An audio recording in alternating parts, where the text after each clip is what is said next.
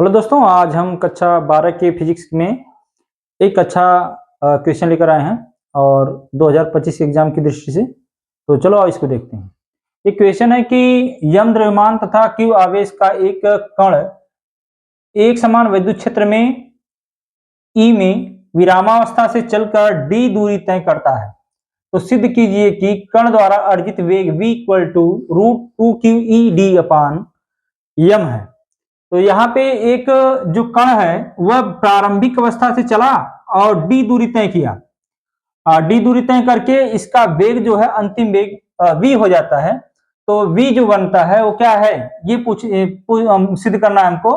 और v equal to कर रहा है कि ये जो अंतिम वेग अर्जित कर रहा है वह क्या है, रूट 2 q e d अपान यम है। तो चलो इसको सिद्ध करते हैं। तो देखा जाएगा कि इसमें दिया क्या है, एक पिंड दिया है जिसका द्रव्यमान दिया है m और उस पे आवेश क्या है, q है, और वो एक समान विद्युत क्षेत्र में रखा गया है।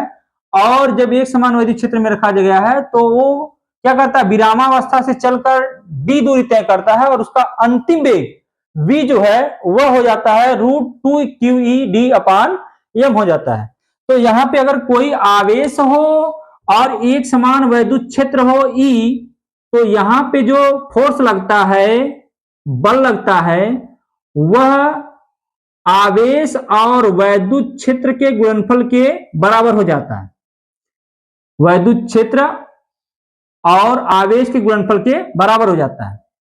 तो अगर देखा जाए कि न्यूटन के द्वितीय नियम के अनुसार, तो द्वितीय नियम के अनुसार F इक्वल टू क्या मिलता है, F इक्वल टू हो जाता है एम ए, और ए क्या है, ये है त्वरण। ए क्या है, त्वरण। तो ए बराबर हो जाता है एफ अपान में एम, और एफ की वैल्यू जब हम ऊपर से रख देते हैं तो ए इक्वल टू मिल जाएगा क्या, क्यू इंटू ई अपान में एम। ये हमारे पास कुछ फार्मूला मिल गया जो न्यूटन के द्वितीय नियम और वैद्युत क्षेत्र के बल के अनुसार हम इसको निकालें। तो चलो देखते हैं इसमें क्या है। तो यहां पे हम देखेंगे गति के तृतीय नियम से। गति का तृतीय नियम क्या है, तो यहां पे हम लिखेंगे कि गति के तृतीय नियम से, गति के तृतीय समीकरण,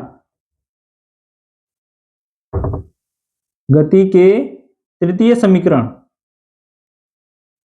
तो गति के तृतीय समीकरण क्या है, v square equal to u square plus में 2a यस क्या है, डिस्टेंस है।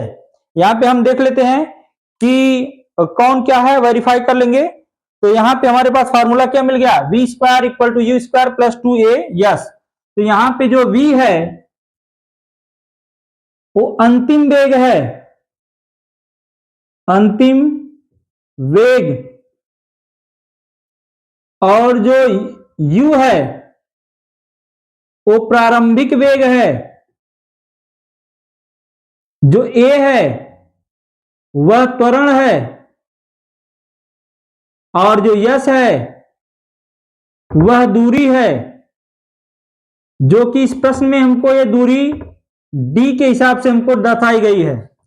तो चलो इसको हम देख लेते हैं। प्रारंभ का मतलब क्या हो जाएगा, प्रारंभ का मतलब हो जाएगा कि हम स्थिर थे, वह पिंड क्या था, स्थिर था, और स्थिर होकर चलना प्रारंभ किया और d दूरी तक चला, और वह अंतिम वेग उसमें क्या है यही हमको दिखाना है।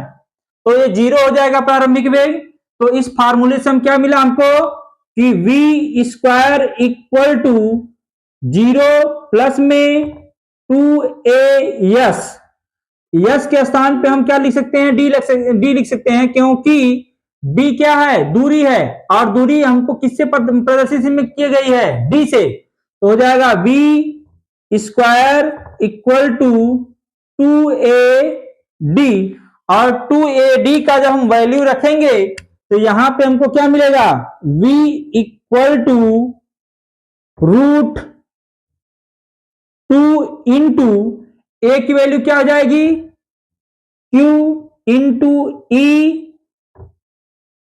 और डी हमारा सेम है, और क्यू ई अपान क्या है, यम है। तो फाइनली हमको फार्मूला क्या मिल गया, V equal to root 2QE D upon में क्या है, यम। जो हमको क्या है यहां पे फार्मूला यही सिद्ध करना था, और हम फाइनली इसको सिद्ध कर लिए।